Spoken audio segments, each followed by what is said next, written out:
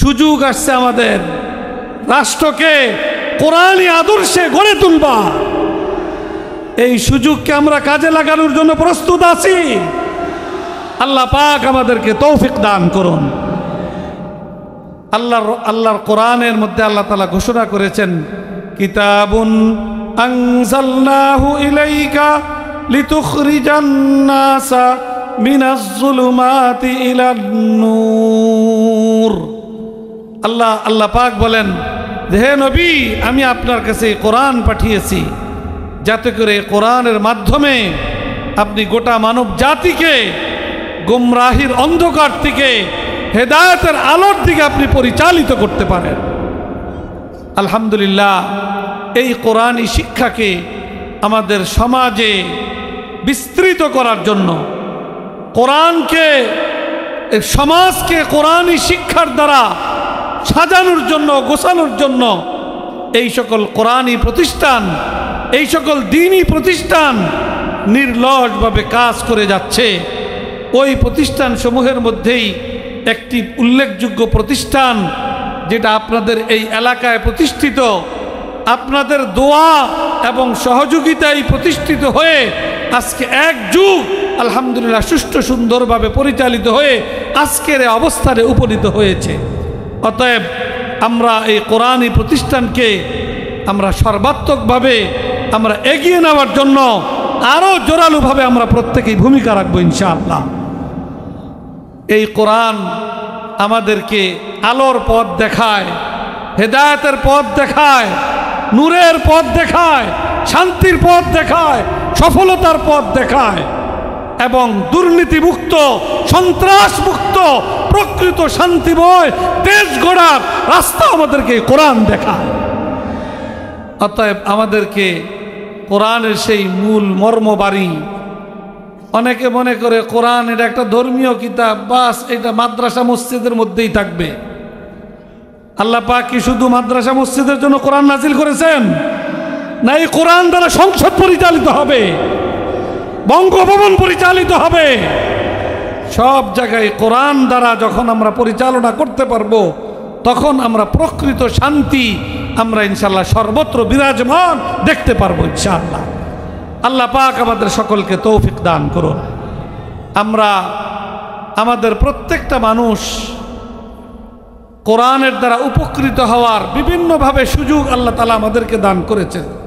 কোরআন তেলাওয়াত করব তো প্রতি হরফে আল্লাহ তাআলা কমপক্ষে 10 নেকি দান করবেন।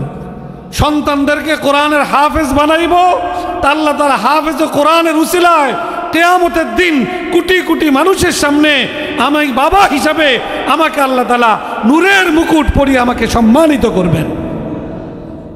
আবার আমার দ্বারা যদি কোনো নাফরমানি হয়ে যায়, গুনাহ হয়ে যায়, ত্রুটি হয়ে যায়, নিজেকে সেই ত্রুটি থেকে আবার পাক পবিত্র করার মাধ্যম হিসাবেও আল্লাহ পাক আমাদেরকে কোরআনকে ব্যবহার করার সুযোগ আমাদেরকে দান করেছেন। আল্লাহ রসুল হাদিসের মধ্যে বলেছেন, ইন্না হাদিহিল কুলুব তাসদাউ কামা ইয়াসদাউল হাদিদ ইদা আসাবাহুল মা। লোহার মধ্যে যদি পানি লাগে তাহলে লোহার মধ্যে কি ধরে? জং ধরে। জং যদি পরিষ্কার না করা হয় তাহলে জংয়ে লোহা কি করে ফেলায়?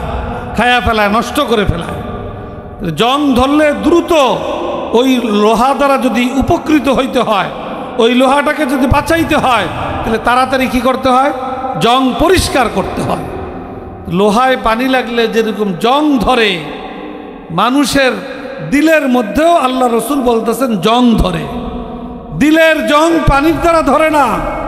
অন্য হাদিসের দ্বারা বোঝা যায় যে মানুষের দ্বারা যখন নাফরমানি হয়ে যায়, আল্লাহর হুকুমের বিরুদ্ধাচরণ হয়ে যায়, তখন দিলের মধ্যে জং পড়ে। তো সাহাবায়ে কেরাম আল্লাহ রসুলের কাছে জিজ্ঞেস করছেন যে ইয়া রাসূলুল্লাহ, লোহার জং দূর করার পদ্ধতি তো আমাদের জানা আছে, কিন্তু দিলের জং দূর করার পদ্ধতি তো আমাদের জানা নাই। আমাদের দিলের মধ্যে যদি জং পড়ে, সেই জং আমরা কিসের দ্বারা দূর করব? রসুল পাক সাল্লাল্লাহু আলাইহি ওয়াসাল্লাম দুইটা মাধ্যম আল্লাহ রসুল আমাদেরকে বাতাইছেন। সাহাবায়ে কেরামকে জবাবে বলেছেন, কাসরাতু যিকরিল মাউত ওয়া তিলাওয়াতুল কোরআন। গুনাহের দ্বারা যদি কারো দিলের মধ্যে জং পড়ে যায়, তাইলে দুইটা আমল আছে, যে আমল করলে সওয়াবও হবে, ফায়দাও আছে আর অনেক। এছাড়া একটা গুরুত্বপূর্ণ ফায়দা হলো, গুনাহের কারণে দিলের মধ্যে যে জং পড়ছে, ওই দুই আমলের দ্বারা আল্লাহ তাআলা দিলের জং আল্লাহ তাআলা দূর করে দিলকে আবার পবিত্র বানিয়ে দেন। তার মধ্যে এক নম্বর হইল মৃত্যুকে স্মরণ করা। আমাদের সবাইকেই মরতে হবে, এই কথাটা আমি যখন স্মরণ করব, একদিকে আমার আমলকে সুন্দর করা, শুধরানো, এই দিকে আমার মনোযোগ বাড়বে, আরেক দিকে এই স্মরণের দ্বারা আল্লাহ পাক আমার দিলের গুনার জংও দূর করে দিবেন। দ্বিতীয় আরেকটা হলো তেলাওয়াতুল কোরআন।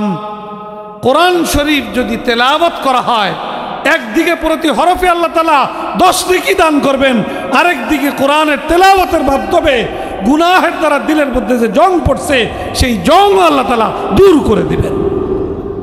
অতএব আমাদের এই সমাজটাকে যদি পাপ মুক্ত পবিত্র সমাজ বানাতে হয়, একদিকে কোরআন এই সমাজে ব্যাপকভাবে সর্বত্র এটাকে ছড়িয়ে দেওয়া, সর্বত্র কোরআনের বিধানকে জারি করা, বাস্তবায়ন করা, আরেকদিকে কোরআনের তেলাওয়াত গোটা মুসলিম জাতির মধ্যে ব্যাপক থেকে ব্যাপকতর করার উদ্যোগ গ্রহণ করা, এটা আমাদের জন্য জরুরি। তেলাওয়াত করতে হলে, কোরআন পড়তে হলে আগে তো পারতে হবে নাকি? যে কোরআন পড়তে পারে না, পারেই না, সে কি পড়তে পারবে? এই সমাজে আমাদের অনেক নামধারী মুসলমান আছে, যারা নিজেদেরকে মুসলমান বলে দাবি করে, কিন্তু আল্লাহর কালাম কোরআনটা পড়তেও পারে না। তাহলে সে কি আসলে মুসলমান হওয়ার যোগ্য? যোগ্যতা অর্জন করতে হলে 1 নম্বর শর্ত হলো আল্লাহর কালাম কোরআনে পাকের সাথে আমার সম্পর্ক জুড়তে হবে, আর নাইলে আমি প্রকৃত মুসলমান হিসাবে আল্লাহর কাছে স্বীকৃতি পাওয়ার যোগ্য হব না। অতএব আজকের এই কোরআনী মাহফিল থেকে, এই জামিয়া আরাবিয়া নূরে মদিনা এই প্রতিষ্ঠানের এই ইসলামী মহাসম্মেলন থেকে আমরা অঙ্গীকারাবদ্ধ হই যে আমরা নিজেরা আগে কোরআনে পাক সহিশুদ্ধভাবে পড়ার যোগ্যতা অর্জন করব। নিয়মিত আল্লাহর কোরআন তেলাওয়াতের মাধ্যমে আল্লাহর রহমতের ভাগীদার হব।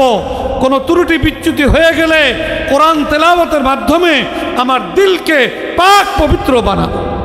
আর পাশাপাশি কোরআন শুধু পড়ার জন্য নয়, কোরআনের বিধান জীবনের সর্বত্র বাস্তবায়নের মাধ্যমে প্রকৃত আল্লাহর বান্দা হিসাবে নিজেকে চালানো, পরিবার, সমাজ, রাষ্ট্রকে পরিচালনা করা, এই জন্য আল্লাহ পাক কোরআন দিয়েছেন। অতএব এই সবটার জন্য আমরা প্রস্তুত হই। আল্লাহ তাআলা সুযোগ যতটুকু দিয়েছেন, সেই সুযোগকে কাজে লাগিয়ে কোরআনের এই যেই মর্ম, এটাকে আমরা এগিয়ে নেওয়ার জন্য সবাই ইনশাআল্লাহ অঙ্গীকারাবদ্ধ হই। কি বলেন ইনশাআল্লাহ? সকলে রাজি আছি তো ইনশাআল্লাহ? আল্লাহ পাক আমাদের সকলকে তৌফিক দান করুন।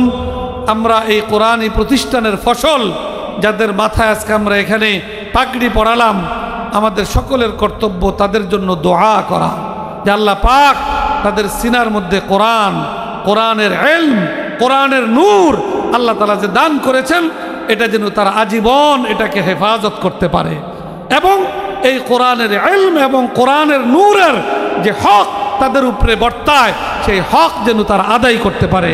কোরআনের পথ থেকে কোরআন হাসিল করার পর যেন কেউ যেন বিচ্যুত না হয়। ওয়ারিসে নবী হিসাবে তাদের উপরে যে জিম্মাদারি, আল্লাহ পাক প্রত্যেককেই সেই জিম্মাদারি যথাযথভাবে পালন করবার তাদেরকে আল্লাহ তাআলা তৌফিক দান করুন। তারা যদি দায়িত্ব পালন করে, আমরা যারা মাদ্রাসা প্রতিষ্ঠা এবং পরিচালনায় সহযোগিতা করছি, ভূমিকা পালন করছি, তাদের দায়িত্ব পালনের মধ্য দিয়া আমরাও বিরাট সওয়াবের ভাগীদার হয়ে যাব ইনশাআল্লাহ। এজন্য আমরা আমাদের স্বার্থেই তাদের জন্য দোয়া করা, তাদের পথ যেন চলা মসৃণ হয়, তারা যেন সঠিক পথে বাকি জিন্দেগি কাটাইতে পারে, তারা যেন ওয়ারিসে নবী হিসাবে দায়িত্ব পালন করতে পারে, যারা যেন কোরআনের ধারক বাহক হিসাবে কোরআনের মর্যাদা রক্ষা করতে পারে, কোরআনকে সমাজে আরও ব্যাপকভাবে ছড়িয়ে দেওয়ার জিম্মাদারি যেন তারা পালন করতে পারে। আল্লাহ পাক তাদের সকলকে সেই তৌফিক দান করুন। আমি আমার আলোচনা আর দীর্ঘায়ু না করে আপনাদের সকলের কাছে দোয়া চেয়ে এবং এই জামিয়া আরাবিয়া নূরে মদিনার উত্তর উত্তর উন্নতি এবং তারাক্কি কামনা করে এই প্রতিষ্ঠানের যে মূল কাণ্ডারি মাওলানা ফারুক আহমদ, তার সেজন্য আরও উদ্যমে আরও ভালোভাবে এই প্রতিষ্ঠানকে আরও এগিয়ে নিতে পারে, আমরা সকলে মিলে তার জন্য দোয়াও করব, সাহসও যোগাবো, সহযোগিতাও করবো ইনশাআল্লাহ। আল্লাহ পাক আমাদেরকে তৌফিক দান করুন। আমিন। ওয়া আখিরু দাওয়ানা আনিল হামদুলিল্লাহি রাব্বিল আলামিন।